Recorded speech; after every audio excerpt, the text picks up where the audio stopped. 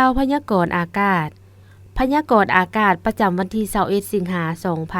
2026ห้องความกดดันอากาศต่ำยังจะสืบต่อพาดผ่านอยู่เขตภาคเหนือและภาคกลางของประเทศลาวสมทบกับลมมรสุมตะวันตกเฉียงใต้พัดปกคลุมเป็นส่วนใหญ่ซึ่งจะเฮ็ดให้มีฝนตกฟ้าห้องฟ้าเหลื่อมในระดับคอยหาปานกลางอยู่เกือบทั่วไปอยู่ในแต่ละภาคและจะตกหนักหานักหลายอยู่บางท้องถิ่น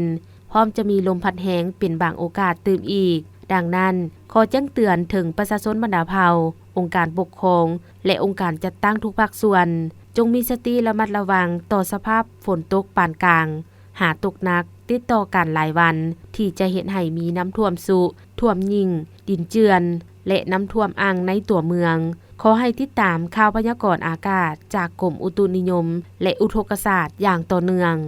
ภาคเหนือด้านตะวันออกแขวงพงสาลีอุณหภูมิ19 27 องศามีฝนตกในระดับคอยเป็นบางบริเวณเนื้อที่การปกคลุมของฝนกวม30ส่วนห้อยแขวงหัวพันอุณหภูมิ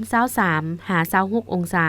มีฝนตกในระดับคอยเนื้อที่การปกคลุมของฝนกวม20ส่วนห้อยแขวงเสียงขวางอุณหภูมิ22 25 องศามีฝนตกในระดับคอยเนื้อที่การปกคลุมของฝนกวม30ส่วนห้อยแขวงอุดมไซอุณหภูมิ23-29 องศา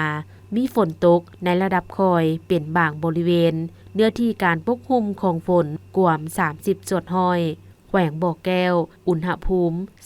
25-28 องศามีฝนตกในระดับคอยเป็นบางบริเวณเนื้อที่การปกคลุมของฝนกวม30ส่วนห้อยแขวงหลวงน้ำทาอุณหภูมิ23-29 องศามีฝนตกในระดับคอยเนื้อที่การปกคลุมของฝนกว่า40ส่วนห้อยแขวงหลวงพระบางอุณหภูมิ24-30 องศามีฝนตกในระดับคอยเป็นบางบริเวณเนื้อที่การปกคลุมของฝนกว่า30ส่วนห้อยแขวงไซยบุรีอุณหภูมิ24-30 องศามีฝนตกในระดับคอยเนื้อที่การปกคลุมของฝนกวม50ส่วนห้อยนครหลวงวิงจันทน์อุณหภูมิ23-29 องศามีฝนตกในระดับคอยเนื้อที่การปกคลุมของฝนกวม40ส่วนห้อยภาคกลางแขวงไส้สมบูรณ์อุณหภูมิ21-27 องศามีฝนตกฟ้าห้องฟ้าเหลื่อมเนื้อที่การปกคลุมของฝนเท่ากับ50ส่วนห้อยแขวงเวียงจันทน์อุณหภูมิ23-29 องศามีฝนตกฟ้าห้องฟ้าเหลื่อมเนื้อที่การปกคลุมของฝนกว่า50ส่วนห้อยแขวงบริคำไซอุณหภูมิ23-29 องศามีฝนตกฟ้าห้องฟ้าเหลื่อมเนื้อที่การปกคลุมของฝนกว่า50ส่วนห้อยแขวงค้ำมวลอุณหภูมิ23-28 องศามีฝนตกฟ้าห้องฟ้าเหลื่อมเนื้อที่การปกคลุมของฝนกว่า30ส่วนห้อยแขวงสวรรณเขตอุณหภูมิ25-28 องศา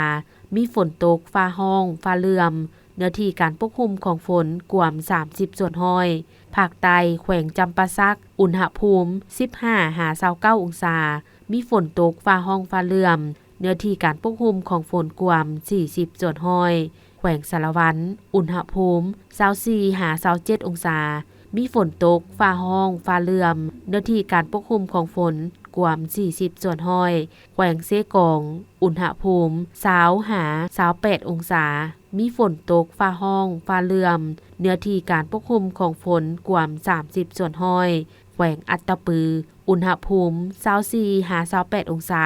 มีฝนตกฟ้าห้องฟ้าเหลื่อมเนื้อที่การปกคลุมของฝนกว่า30ส่วนห้อย